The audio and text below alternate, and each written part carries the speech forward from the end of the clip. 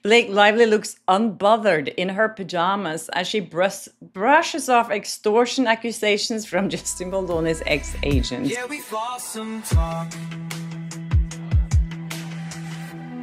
Hi and welcome to Blossom Talk. I'm Kjersti Floor, journalist, Hollywood truth teller, and your voice of reason in a town built on delusion. First of all, thank you so much for all your feedback on my Diane Keaton interview that I shared. I am so honored to have ever met her, and I'm so happy that you enjoyed the interview. And yes, I just want to say thank you for that. This episode is going to be packed, and of course, we are going to talk about Blake Lively and Justin Baldoni. Now, all the outlets basically picked up the story of Justin Baldoni's ex-agents from WME who accused Blake Lively of extortion. And it's everywhere. It's not looking great for Blake. I wonder what her next movie is going to be like. I have some update on her recent move yesterday here, which is so ridiculous. Also, there's some more information about that recording, so stay tuned for that. And I wanted to talk about Jennifer Aniston, who's been talking about her infertility issues. And today there's some headlines about her being selfish because she didn't want to adopt. I have some opinions about that. Also, Katy Perry breaks her silence on dating the ex-Prime Minister of Canada. That story is so absurd to me. And now Justin Trudeau's ex-wife, Sophie, has come out with a kind of cryptic message on Instagram. I also wanted to address this really awkward hug from Meghan Markle, who apparently invited herself to the Balenciaga show in Paris, and another really awkward kiss from Keanu Reeves and his girlfriend, Alexandra Grant. That relationship to me is just so weird. I don't know what it is. I just feel like something's off there. Anyways, there's a lot to go through here, you guys. Just a quick reminder, if you haven't subscribed yet, please do and hit the notification bell so you never miss an episode of Blossom Talk. So, as I said, finally, all the outlets here have picked up this story about Justin Baldoni's ex-manager who described Blake Lively's behavior as extortion. So, according to his own deposition, he helped Justin Baldoni write letters to Sony to explain to them what was actually going on and how Blake was trying to take over the movie. Yesterday, Blake's team came out and said that, oh my God, this is ridiculous. This is cherry picking and whatnot. But now with everyone talking about this looks so terrible for Blake. And interestingly enough, no one picked up that story that they probably thought was going to speak louder than this one with this woman who secretly recorded Steve Sarowitz that I also spoke about for the last few days. And it's funny when all these headlines are popping out about Blake trying to extort Sony and the Wayfarer parties. She posts a story on Instagram with herself in pajamas. It really fits into this new PR strategy that she's going for. I spoke about this before when she's posting photos of herself baking. She was baking a cake based on her kids' stuffy the other day, and then she was picturing herself with coloring books that she's just coloring. She's trying to make herself so relatable so you forget that she is manipulative and try to extort people and that she might not be telling the truth here. She's basically trying to look innocent. This is distraction and psychological manipulation, and I bet you her team is calling out People magazine every time she's posting something homey and sweet and about motherhood and about sweetness, family, and stability. Her team is calling out People like, hey, did you see what Blake just posted? Do you want to do a story about it? And they've done it a few times. This one on October 3rd, they did a story saying Blake Lively shares a rare glimpse inside her rustic home as she bakes homemade cake for her daughter. The Gossip Girl alum gave followers a rare look at her rustic kitchen and living room on October 2nd on Instagram. But this one, the Daily Mail picked up, and it didn't really favor Blake because it says that Blake Lively looks unbothered in her pajamas as she brushes off extortion accusations from Justin Baldoni's ex-agents. Yeah, it looks like she doesn't care, which I think is a really terrible image to have. I mean, any normal person who would be accused of extortion, and this is not the first time, remember? She did the same thing to Taylor Swift here.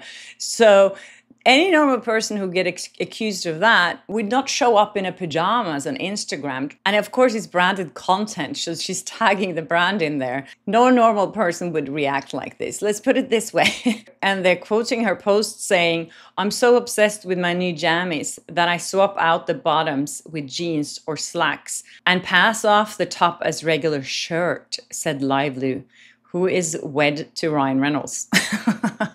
Okay, so that's what she decides to post in the middle of this. Anyways, I was just watching Not Actually Golden, this attorney. I've told you about her before. She's amazing. You should follow her on TikTok and Instagram, and she's on YouTube as well. And she pointed out something about this recording. I didn't know about this, but I thought it was interesting. So I wanted to play a little clip for you. And she said this is what she found the most interesting about this tape. See where it says in paragraph 6, a true and correct copy of that recording produced in discovery as BL blah, blah, blah, blah, blah. That is a bait stamp number. And the fact that it says BL something something means it was produced by Blake Lively. So that means it's not that somebody subpoenaed Claire Ayub and got this recording from her. It means that Claire Ayub gave this recording to Blake Lively, and then Blake Lively produced it. Yes, so if you missed that whole story, Claire is the one who recorded Steve Sarowitz, one of the partners or the founders of the Wayfarer parties, and he said something unflattering about Ryan and Blake in that conversation, and she basically gave that to Blake.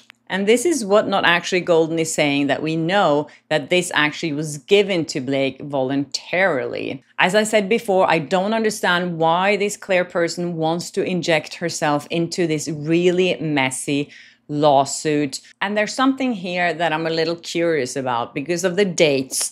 That doesn't make all that much sense to me, because apparently this recording was done on August 8th in 2024, which was in the middle of the premiere of It Ends With Us. And then she must have kept this recording for a long time before she gave it to Blake, because it was not in Blake's original complaint. That's why I'm thinking maybe Blake wasn't the one who sent her out to do this recording. Maybe she did it on her own initiative. Who knows that she actually fished for this information from Steve Sarowitz? Because as I said yesterday, there was nothing else in that recording about Baldoni, because if it was, they would have used it. There were allegedly no conversation about how Baldoni was acting inappropriately on that recording. So she must have kept this for like 6 months before she actually gave it to Blake. Why would you even keep that if you knew that the reason you recorded it was to see if he went back on his words, and he didn't, and everything was resolved and you kept the tape? That's where I have a big problem as well.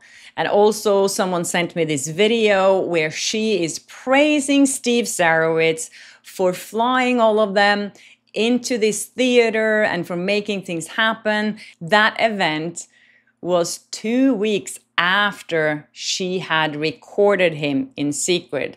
So she accepted this flight and to fly out the whole crew. I don't know how many people flew out for the screening, but the fact that she accepted that and praised him on stage. And she also posted this on Twitter or on X saying, "Thank you to the whole Wayfarer Theaters team and your community for making us feel so special and welcome."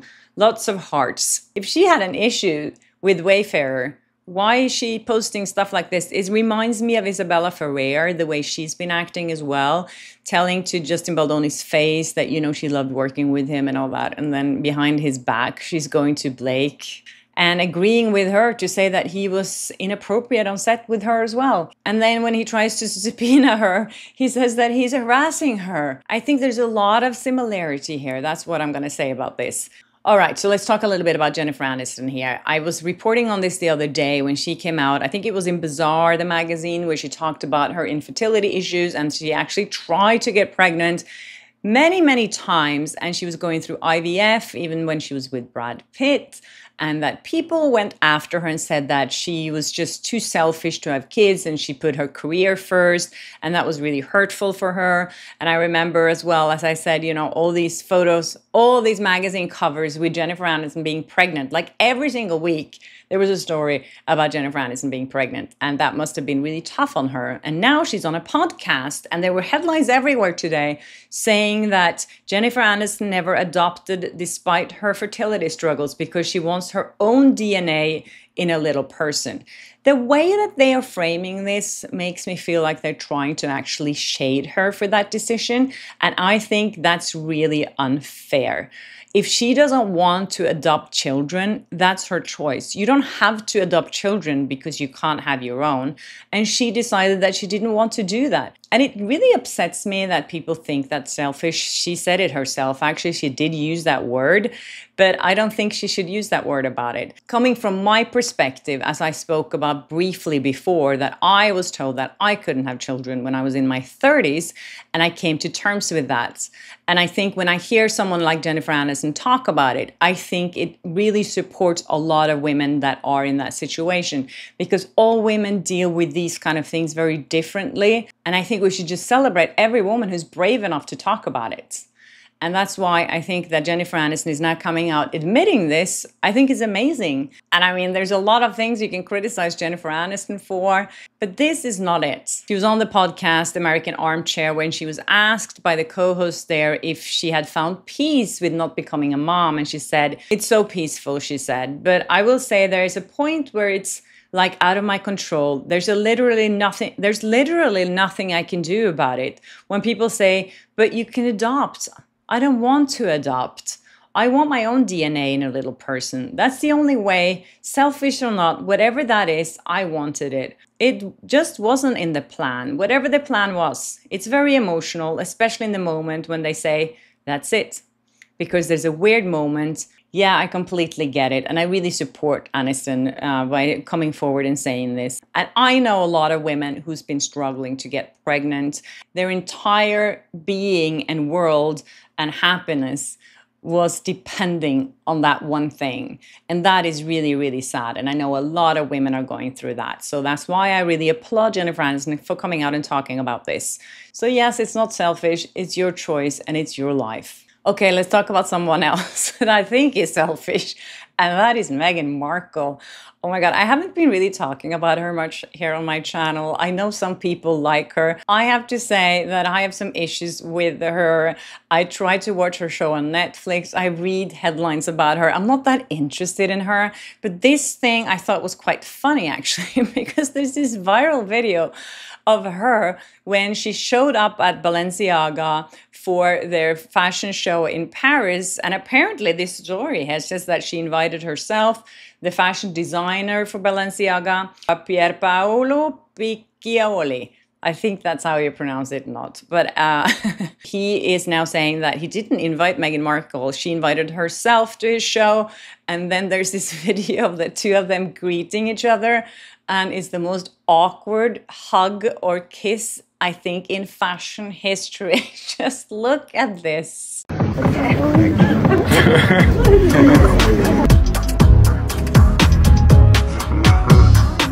Yes, I liked it even more in slow motion. I think we all had those awkward hugs, and it just feels like it just makes everything awkward after that.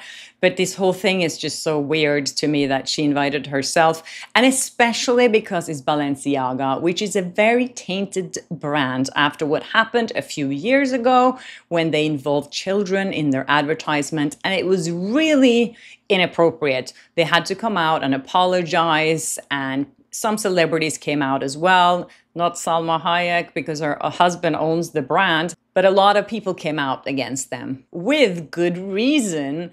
And that's why also some people now are criticizing Meghan Markle, because she actually went to the show to promote it. Some commenters here are saying that the Duchess of Hypocrisy, a lady who claims to defend the interest of children, going to a fashion show that ran a disgusting campaign with children.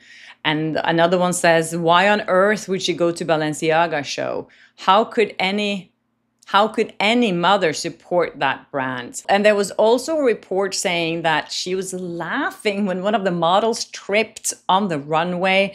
I think there was a little video about it, and she burst onto laughter when this model tripped. However, a rep for Meghan Markle told the Daily Mail that she was not laughing at the model. So yeah, maybe she wasn't laughing.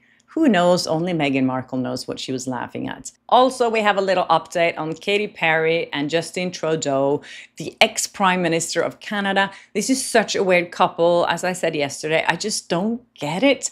What does he see in her? I don't know. I think it's really weird. And as I said yesterday, there are rumors that she actually started dating him before she even left Orlando Bloom. At this concert yesterday in London, in England, she said that no wonder I fall for Englishmen all the time, but not anymore. Someone from the crowd apparently asked if she wanted to marry him, and she said, that's too late. You should have asked 48 hours ago. I guess that's when all these photos dropped from her and Justin at this yacht in Santa Barbara when they were putting on the PDA. I feel like just the fact that she has been with Russell Brand should say enough. He is such a nutcase. And now I feel sorry for Justin Trudeau's ex-wife. They were married for 18 years, and she posted something a little bit cryptic on Instagram about love and how what you love is never truly yours. I don't know much about her, but when I read the comments, I feel like she's one of those really beloved politician wives out there. She's a TV host as well. And of course, the media is speculating that she posted this as reaction to her ex-husband dating Katy Perry. Do you find that sometimes we forget that nothing we love was ever meant to be kept? The people, the places, even the moments that once felt, I don't know, infinite, right? Time asks us to not cling to them. And yet we do, I do, because to hold on feels safer than to let go. Yeah, they were together for 18 years. That's a really long time. According to Radar Online, Trudeau himself is super excited about dating a pop star. And she is really intrigued by the idea that a politician has fallen for her charm.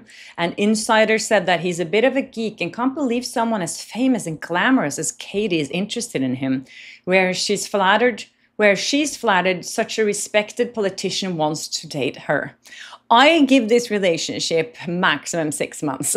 I don't know. What do you guys think? Are they going to last? Another weird couple to me. I don't know if you agree with me on these things. It's just that I feel like Keanu Reeves and Alexandra Grant are just so awkward together. So he was promoting his latest movie yesterday, Good Fortune, and they were at the red carpet, and he said some nice things about Diane Keaton because he was in a movie with her. Remember Something's Gotta Give with Jack Nicholson and Diane Keaton. It was a great, great movie. And Keanu Reeves played her young lover. He was a doctor in that movie. But anyways, he brought Alexandra with him to this red carpet event and they shared a kiss. And look at this kiss. It just looks so, I don't know. This just looks like there's no passion here. Maybe that's what I think that's missing. It doesn't look like they have any passion. It kind of looks like, I mean, he's older than her, but it looks like she's older than him. Not that that's anything wrong with that. I just feel like she has this motherly vibe.